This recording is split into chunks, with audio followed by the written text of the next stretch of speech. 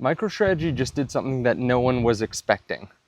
They actually gave guidance as to when they're going to dilute shareholders, what the share price has to be for them to sell. They also beat expectations by 46,000%. This is insane. So let's go into this. We also have news from Coinbase, which is pretty fascinating as well. They gave some information that they're buying Bitcoin weekly. I want to give you just some of my thoughts on the overall market.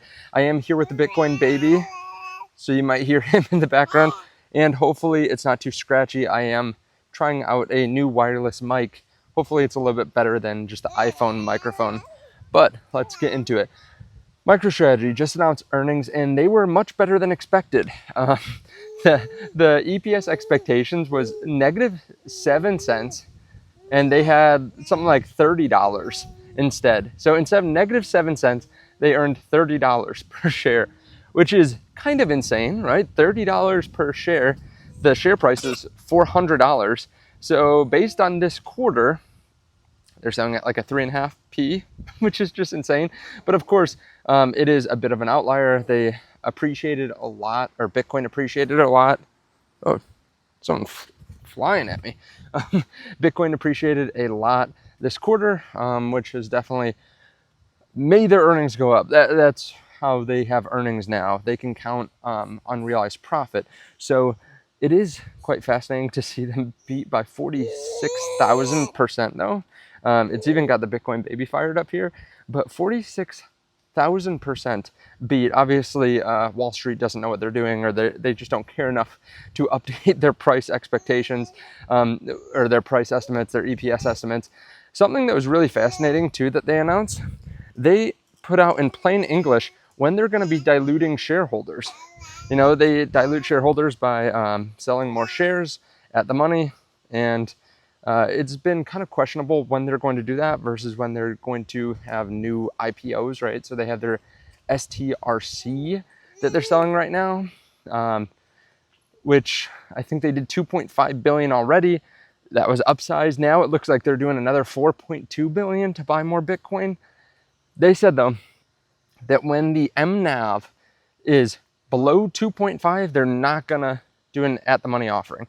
So what's that mean? Well, if they're being valued highly versus their Bitcoin holdings, then they will do an at the money offering, and it makes sense, right? Let's say their Bitcoin's worth $50 billion, just to make the numbers easy, and they're selling at 125 billion or more market cap, then they will do, they'll sell shares at the money.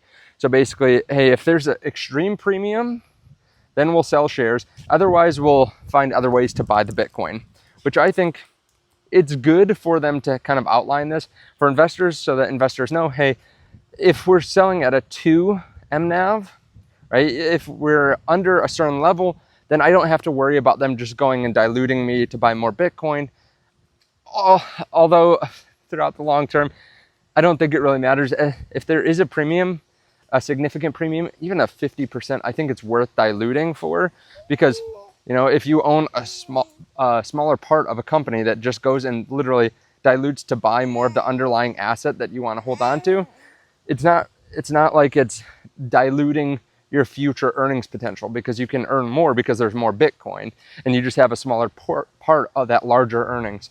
So kind of my thoughts on it. But we also got news from Coinbase, which was pretty interesting. They have been doing weekly purchases of Bitcoin. Looks like they bought around 2,500 Bitcoin throughout the quarter. Seems like they could have bought more, but still 2,500, nothing to scoff at. They're not a Bitcoin treasury company, and they already have significant crypto risk, being that they are literally a company that lives and dies by crypto. But they are trying to diversify away from that, which is actually a huge opportunity.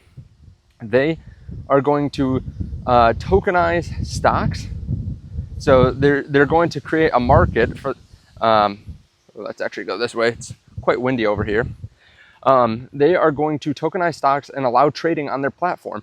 We got news earlier today that the SEC was going to try to tokenize all markets. So Coinbase could be kind of instrumental in this, coming from the crypto side. Of course, there will be traditional players trying to tokenize stocks as well, but I think the crypto companies will have a better idea of how to do it. So kind of a diversification away from just crypto and subscriptions, crypto subscriptions, which is what their business is right now. The majority of it, of their revenue, is coming from trading volume, mostly from retail, honestly. They do help with a handful of other things, with institutions and with custodial services, but the majority of the revenue is from people degenning, trying to trade. So they will have prediction markets as well, but kind of fascinating. Amazon had earnings too, beat pretty much all expectations, down 3% after hours. I have to look at what they're going to spend. That has been kind of what has scared the market for the most part, is when a company, even if they beat on everything, they say, hey, we're going to spend 100 billion versus the prior stated 80 billion, which is kind of dumb because they're seeing great returns. They're seeing great returns on this spend. So I say spend as much as you can, right? I don't need a dividend from Amazon. I want growth. We can get to dividends 5-10 years down the line, but the AI opportunity is too big right now. The cloud opportunity is too big. Reinvest into the business. Now, AWS is growing a lot slower than something like Microsoft Azure.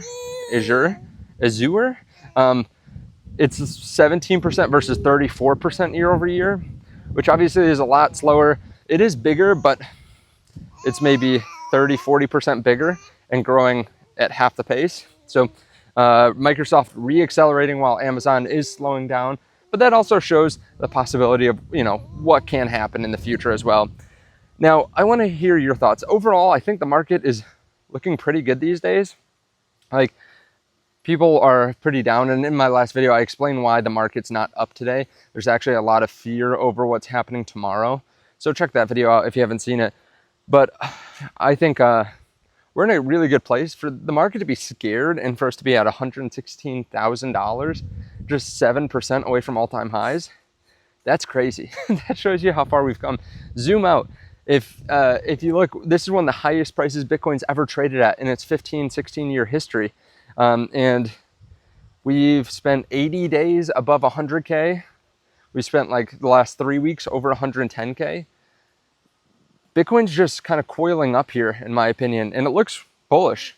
I think it's, you know, everything looks bullish from my point of view. Every road leads to Bitcoin. Of course, if you do want to trade, check out the links underneath the video. BYDeFi and BitUNix have big bonuses right now, so you might as well get them. Check out my Telegram too, in case you want free content. I posted 2 exclusive videos in there over the last couple days that are different than what I post here on YouTube, but I think still really helpful, and they're personal finance / investing videos. Thanks so much. I appreciate it. I'll see y'all soon. Bye.